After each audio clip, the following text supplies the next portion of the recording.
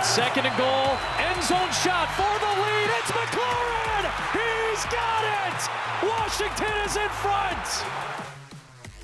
The literal story of the Dallas Cowboys 2024 season. So close, but the little mistakes backfiring in the end. And it came down to the final seconds. Dallas up 3. No Jaden Daniels, just all Commanders backup starting quarterback Marcus Mariota and Terry McLaurin. And just like that, the Dallas Cowboys season is over. 23-19, the final in AT&T Stadium.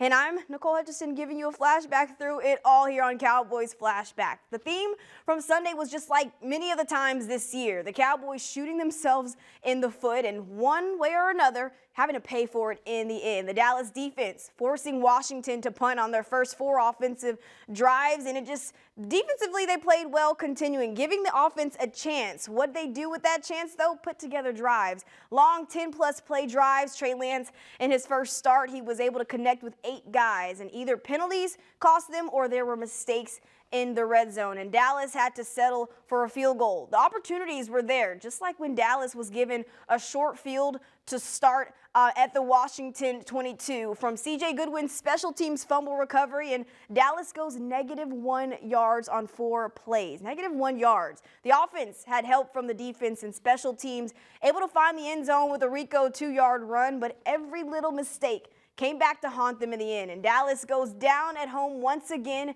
and the season is officially over. But it's the start of off-season conversations and reflecting here in Dallas. That's the way we're supposed to play, as far as the energy and the commitment. So and that's what the players expect from the coaches, and that's what every coaches, expect from the players. So for us to go out there and, compete and finish our commitment, that's to me was a given. I felt in some ways that game was a little bit of a microcosm of our season. Just it goes all the way down to the last play. So, a lot of good things happen in the game, for young players, but the little things that we didn't do, was part of the reason why we didn't win the game. So, but I was happy with the fact that some of the guys were able to play that really didn't have much of an opportunity. So, but I was pleased with the way the team competed today. Mac Engel, Fort Worth Star-Telegram. Now that the season's over, this answer may be different. Is your first preference, Mike, to remain as the head coach of the Dallas Cowboys? I mean, absolutely. I mean, I have a lot invested here. And the Cowboys have a lot invested in me. And then there's a personal side to all these decisions. So, they all point in the right direction. But, I think anytime you invest your time, energy, your belief, the connection you have, the relationships that are in place here, the understanding of what the organization can do and is willing to do, that those are all positive attributes that, you take into account. But, absolutely, I'm a builder. I believe in building programs. I believe in developing young players. So at the end of the day, it is about winning, and you have to have those components in place to get this thing where it needs to be. And I think we have a very good foundation there. Elwin Henderson-Gilmore. Mike, your thoughts on Trey Lance? He had a great game today. Yeah, I thought Trey played well today. I think just like anything is, you try to give them some opportunities. They did a good job right away. I think Clarence leaked it that he was playing because they really came after our edges. But no, they were really, outfield, so we stayed away from some things that we were hoping to get, but then got to them in the second half. So, but I liked his patience, but I think anytime, you go from one quarterback to another. You saw it in, when Cooper played his first game against Philadelphia here. The cadence was, we had some false, some pre-snap penalties that, we just weren't clean. And it's a shame because, we put together a lot of long drives, and, as we know, we kicked field goals and they scored touchdowns when they were down there, and that's was really what it came down to. But I thought he did a lot of really good things. I think it clearly showed, the progress he's made since the last preseason game. So I was very proud of Trey today. Trey Lance making the most of his one opportunity this 2024 regular season, completing 20 passes of 34 completions for 244 yards, no turnovers. So obviously big improvement there from the preseason finale where he threw 5 interceptions. He also shows off his mobility with 26 yards on 6 runs. So a lot of improvement, like I mentioned. We're going to be breaking down his play up next with George Teague joining the show. Dallas Cowboys Flashback, powered by Reliant, is brought to you by AT&T, official sponsor of the Dallas Cowboys, and by Reliant, official energy provider of the Dallas Cowboys.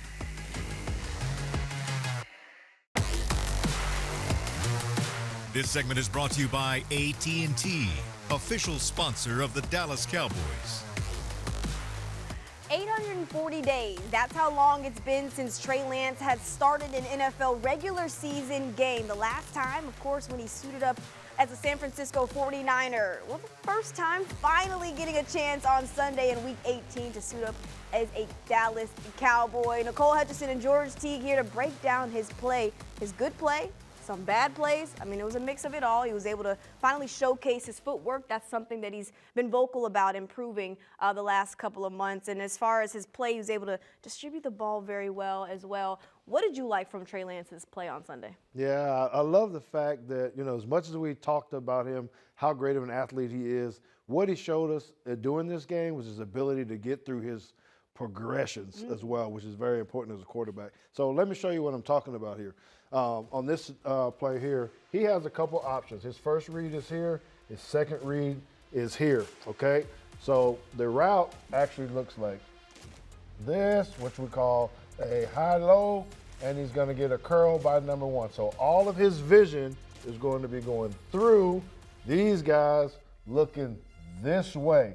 So he makes his way down to the second receiver, as you'll see here. So Jalen Tolbert has to fight through, and what I love is that Trey Lance is looking at the top of the curl route, and then he comes back down to the under route by Jalen Tolbert, who then shows us what he can do with the football. Jalen Tolbert was clearly his guy on Sunday. 4 catches for 98 yards, averaging about 25 yards per catch. But when you talk about the receivers' play specifically as well, they were able to play through the top of the route, finding ways to consistently get open. So you love to have that as a quarterback like Trey Lance. But let's move on to the bad things. There was a couple of missed opportunities, something that he mentioned on Sunday as well. The wide open touchdown to Rico Dowdle could have been obviously a game-changing play for this game. Yeah, that's right. We're on 4th and 2 here.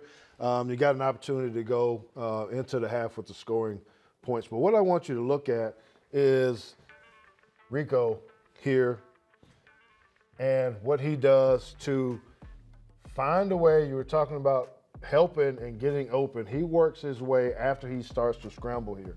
Okay, so as we let this go, you're going to see Trey Lance has some pressure coming straight to his face immediately. What you love is his athletic ability. Now he makes 2 guys miss, all right? Now at this point right here is what you need to have happen for your quarterback. He has a wide open Rico Dowdle here. He just needs to work on his technique, put a little bit more mustard on this ball right here so that it can be an easy catch for Rico. A lot of missed opportunities there, but it's all right because Rico Dowdle able to finally get another rushing touchdown in the season later in that game. But I've got to ask, because there's a lot of conversations that will be made over the next week or so.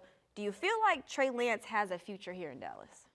I think he has, mainly because I think they feel like we can continue to progress and, just help him become a better quarterback. Hopefully, only time will tell. There's a lot of conversations that will be had, but first, we have to hear from Trey Lance up next. We can't break down his play without hearing from Trey Lance himself. That's up next here on Cowboys Flashback. This segment was brought to you by AT&T, official sponsor of the Dallas Cowboys.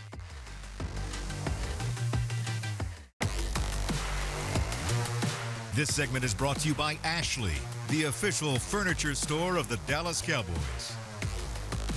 It's a new year, and most people have New Year's resolutions, but the Dallas Cowboys added their own twist. How about a new face? Trey Lance gets his first start of the 2024 regular season, and And it wasn't pretty, it was no near perfect, but he showed some progress. Remember, he threw 5 interceptions in the preseason finale, taking care of the football, though, now in Week 18 against the Commanders. The offense, the way he did, he also commanded the offense very well. An 81 passer rating in his first regular season start in 2.5 years. Not so bad, but still room for improvement, and there was no holding back from self-criticism post-game. Disappointed, obviously. Anytime, I didn't feel like I capitalized to the best of my ability on the opportunities in the red zone. So anytime, you don't score enough points to win. When our defense plays as well as they did, just disappointed. But at the same time, unbelievably thankful for the opportunity. Thankful for all my teammates and coaches, everyone in this organization has done everything for me in these last 2 years. It's been a ton of fun, learned a ton. Just excited for these guys.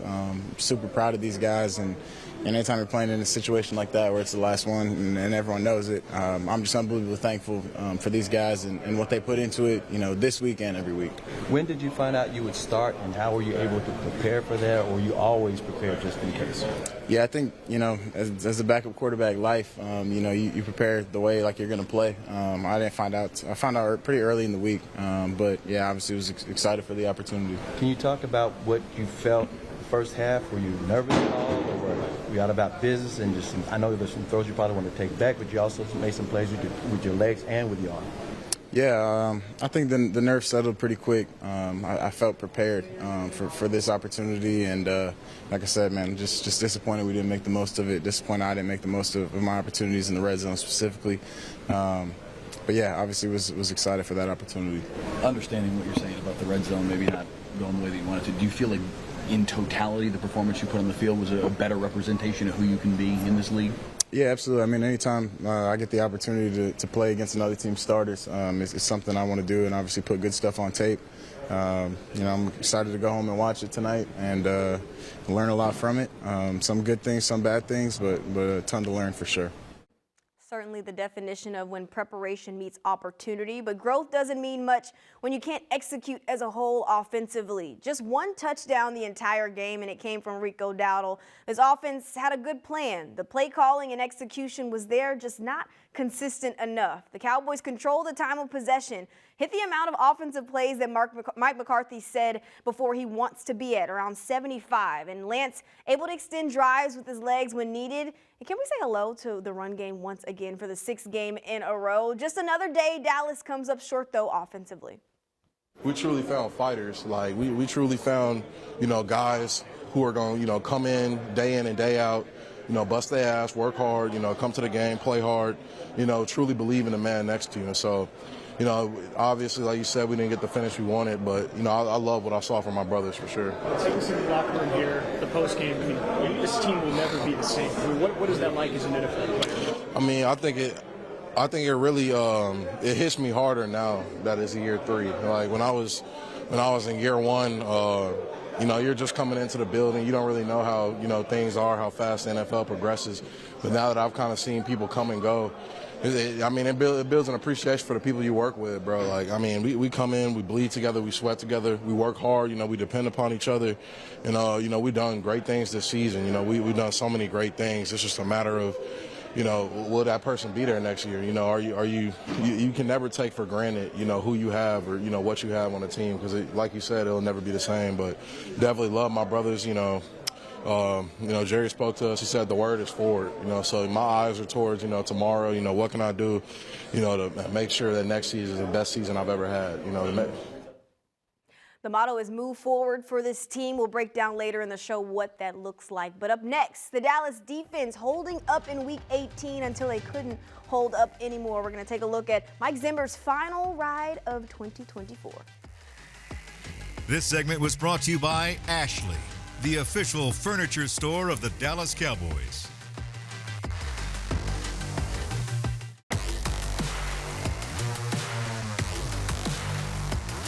Week 18 between Dallas and Washington at AT&T Stadium was honestly like living in the wild. You didn't know what to expect. There were a couple momentum shifts. There was a nail-biting finish. There were some explosive, fun big plays to watch. But in reality, it was because the Lion made his presence known. How about Micah Parsons feasting specifically on the opening drive. 2.5 sacks Sunday makes him the 4th player in history since 1982. That was when individual sacks officially became tracked, with double-digit sacks in each of his first 4 seasons.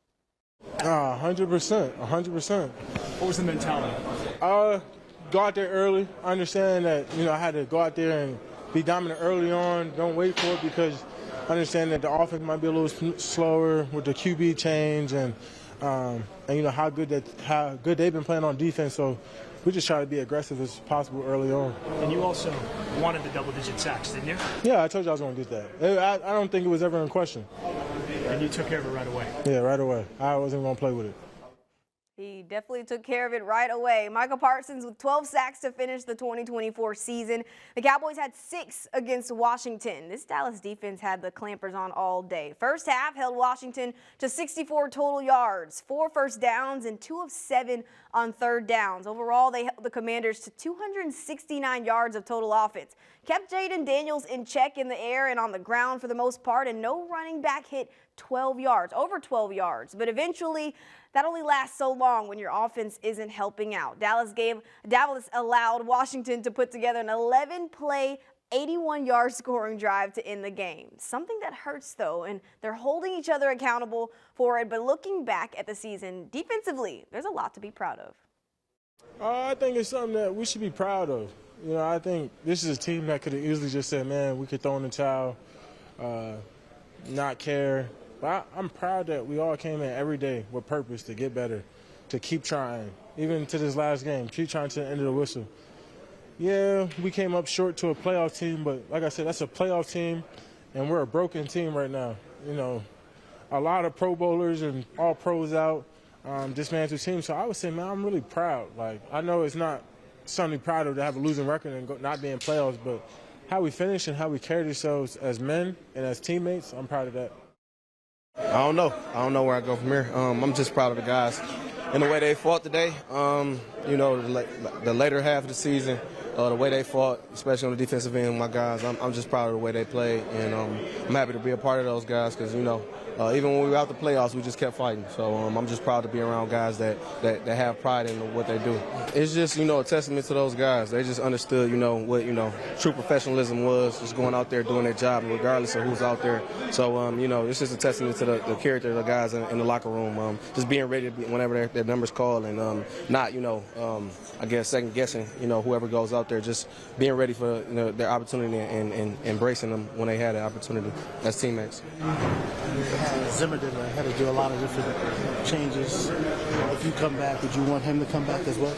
I had a career year here. I love, the way we play defense here. And we're gonna have to see. We're gonna have to see what it's looking like, and hopefully, we can remain, keep, a lot of the pieces that we have here, because I think we can be a really good team, especially when we're healthy. How emotional was the locker room and Jerry talking, obviously, and Mike talking? He just really stamped Coach Mike, honestly. That he's definitely, it's a good chance of him coming back, and, we're excited for that because, we wanted another shot at this because, Coach McCarthy gave me a second chance, my second contract. So, I'll always be grateful for him, and, hopefully, we can see if that's reciprocated. He's stamping at it. What was the reaction in the locker room? We all clapped and we were excited, man, because that endorsement shows that things are going to change, and we can see what we do in 2025. Yeah, a lot of changes will be made. We'll see, we'll find out though in the next couple of weeks. And up next, we're going to wrap things up here on Cowboys Flashback and take a look ahead to what 2025 could look like. To watch more Dallas Cowboys content on your connected TV, download the Cowboys Now app on Amazon Fire, Roku, and Apple TV.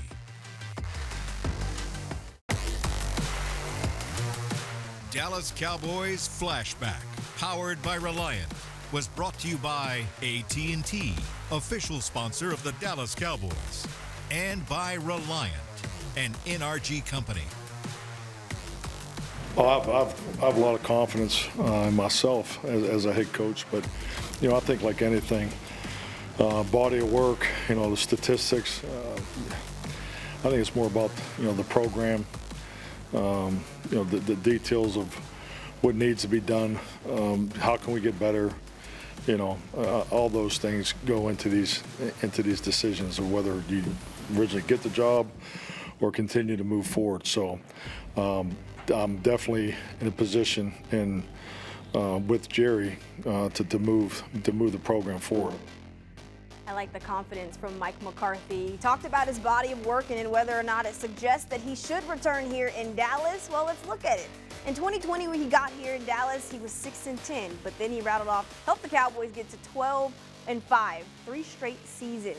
Obviously, 2024 a little bit different, finishing 7-10, the first under 500 season since his first time arriving here in Dallas. But there's a lot of conversations, a lot of decisions that will be made here in Dallas. Who will stay? Who will thrive elsewhere? The offseason begins here in Dallas until 2025.